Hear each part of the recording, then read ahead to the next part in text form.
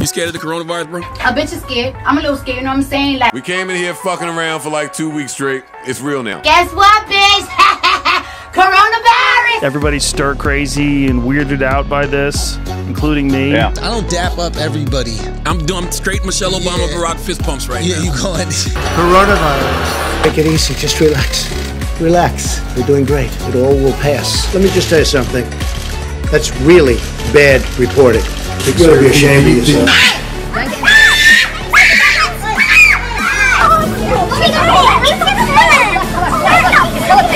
I just want one. Hello, boys. Find everything you need? Yep, all set. Okay, let's see here. Toilet paper? Toilet paper? Toilet paper? Toilet paper? Toilet paper? What the fuck is up with COVID-19? Fuck is up? It's your boy Bugzy Lavoe. Thank y'all for tuning in. So what the fuck is up with COVID-19? Making sure you stay sound, safe, and sanitized.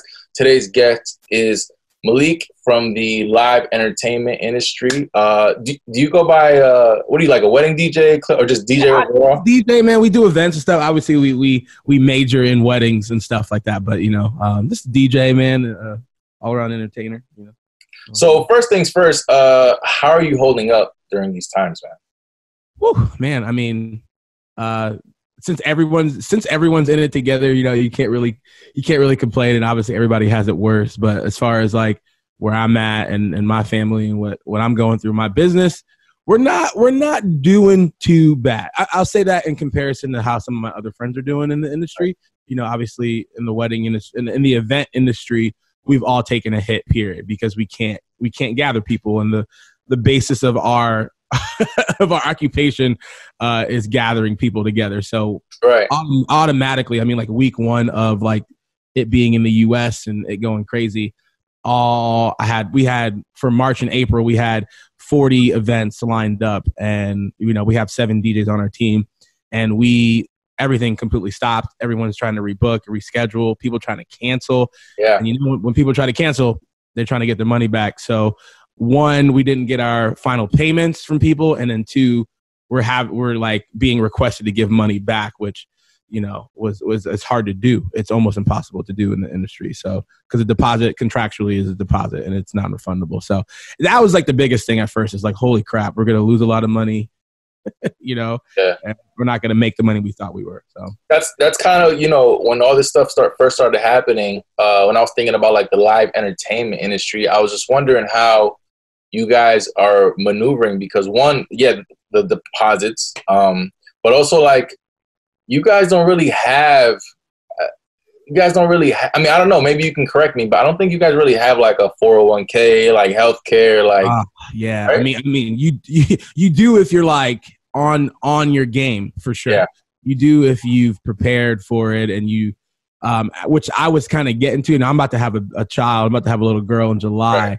So I was kind of getting my stuff in order. Like, thank God I had, you know, I've been doing this thing for 10 years, and I've never had a good amount in business savings or personal. I've literally put back all my money that I get back into what I do and invest. So the last couple months, I've been like holding on to money because I'm about to have a child. So it makes you think a little bit more long term. Right. But I didn't get to the 401k part yet. I was just figuring out, you know, how to really secure insurance and stuff like that for myself personally. So right. No, it's definitely scary because we don't have a lot of like people in the event industry, artists especially, don't have anything long-term set up, don't have anything on reserve necessarily. So that's tough for sure. A lot of my friends are in that same boat. You know, a lot of guys in the creative industry, they're like, for lack of better words, they're kind of scrambling right now, honestly. And it kind of sucks. I'm fortunate enough to be able to, I can float for a few more months, but I mean, if this thing lasts for like, you know, another year or so, it's, you know. Yeah, that's the thing. Like week one, it was like, okay, you know, like you think I remember when it first started, I was like, yeah, we could, you know, March and April we'll have to lose, but now it's like summer. You know, we had a lot of brides who rescheduled in March for the summer. Right. Now it's looking like the summer is dead too. So now they're probably gonna have to reschedule again. Right. And then like, so pretty much all those 40 clients we had that want to rebooked for this fall. Yeah. If it even touches the fall, bro, it's gonna be complete mayhem.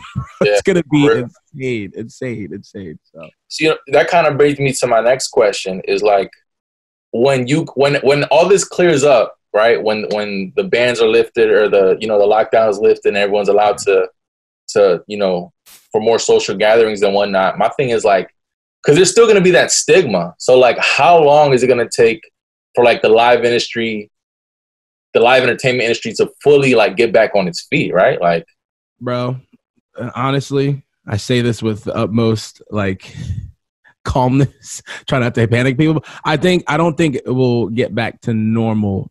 I think there's going to be a new normal. Right. I think this is like this generation's 9/11 in the sense that it will completely change everyone's worldview. I think it'll completely change how we view the world and ourselves in it. And I think a lot of businesses will go completely virtual. They won't feel the need to go back to a brick and mortar like place because they're going to realize, one, like, we don't really need to have we can run our business virtually. Two, I think the way that we view like hygiene and germs and ourselves in it and gathering and being close in close quarters, I think people will be a little bit like afraid and have a little PTSD. And I think people will be, for like a year or some change, I think it'll be like people spooked out by gatherings and not wanting to go out just yet. I think we're gonna have to wait for another flu season to go by for us to really be like, are we good? Are we safe? So I think it'll change it, man. I think it'll change it for a while, for sure. Because I was talking to someone from the tourism industry, and she was telling me that she thinks like even when the lockdown is lifted, she still thinks that it'll be like another year before people are comfortable, like, Yeah, people are gonna see it. They're gonna. I'm gonna let everybody else go back outside, and if they're not getting sick, cool. Because how is this really? Yeah. My question, and a lot of people's questions, is how is this really gonna go away? Like, how the virus doesn't just go home? Like, it's I can still get it in a year, So yeah. So I don't know. Yeah, my bad. But something else I want to touch on real quick also is, man, just I'm sure if people don't know by now, they shouldn't at least have heard of D Nice and what he was doing on Instagram Live, and how big it's gotten. And I've seen you do it too also, and I just kind of like, do you think that will be a thing moving forward? Like, how I feel like that is definitely like evolving the DJ industry, especially. Club quarantine has changed everything, bro. Yeah. Club quarantine. D Nice, first off, I'm glad he's getting his flowers and the recognition, because he's for a minute been killing the DJ game. His song selection has always been crazy. I mean, the man could DJ for hours without ever running out of like bangers and sleepers. And but what he's done, and even what Questlove has done, and then what all my DJ friends are going live and really hitting that. So I think he's changed it. I think people are experiencing music differently anyways, and I think what he's doing and what he's been able to open up for a lot of us to do is going to be a very, very normal thing, even when the world goes back, for sure. Absolutely. Yeah, I kind of saw that also with like the silent parties. It's like even though people are all together in one location, it's like they're in their own little oasis, just off the headphone. I think the way, so streaming and the way that we consume music, we want to control a lot of it, and we want to be able to tune in when we want. And we a lot of times, like, the great thing about D Nice thing is that, like, you can be doing whatever the heck you want at the same time experiencing a dope DJ. And I think that's what this is going to mark the generation of now, is like the way we're consuming, the way we're engaging with music and entertainment is going to be different, for sure. I think that's one of the things that's going to stick, is this live Zoom thing, I think it's going to stick for sure. Yeah, because even with me, like, I'm doing this and I'm like, yo, why was I setting up lights? And like, setting up lights. Yeah, it's a lot of work, and this is so easy. And it's like, I get it, doing things like that makes everything look dope and whatever. But there's ways we can do it like through here. Like, unfortunately, this isn't my house, but there's ways.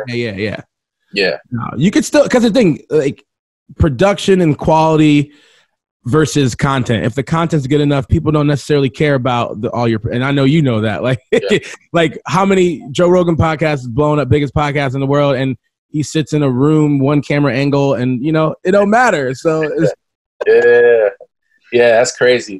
But all right, man. I just wanted to touch base with you. Thank you for coming on. Absolutely, man. For sure. Make sure you guys tune into Malik's. Are you still doing the IG lives? Yeah. We go live every Friday at 8. Go 8 to 12 every Friday. And then we'll do different like random virtual events. But we're gonna I'm embracing this whole thing, man. Like we're switching up how we do things. We're offering virtual events to save people's events. Like we're switching it up. We're gonna make sure we adapt. So yeah, we're doing every Friday live on Curate Entertainment's Instagram, Facebook. And we're gonna start doing Twitch and YouTube and stuff like that. So yeah, man. Sure. All right, y'all. Thank y'all for tuning in. This is Bugzy Lavoe. I cannot leave here without saying rest in peace, Griff Gotti. Rest in peace. Very sad. One of the DJ legends in Southwest Florida. Thank y'all for tuning in. And yeah.